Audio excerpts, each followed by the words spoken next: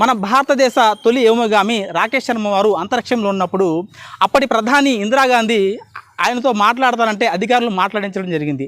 అప్పుడు ఇందిరాగాంధీ అడుగుతున్నారు, మీరు స్పేస్లో ఉన్నారు కదా, అక్కడ నుండి మన భారతదేశం ఎలా కనబడుతుందంటే అప్పుడు రాకేష్ శర్మ గారు చక్కటి సమాధానం ఇవ్వడం జరిగింది. प्रश्न तो आपसे बहुत से पूछने हैं, लेकिन थोड़े से पूछती हूँ. ऊपर से भारत कैसा दिखता है आपको?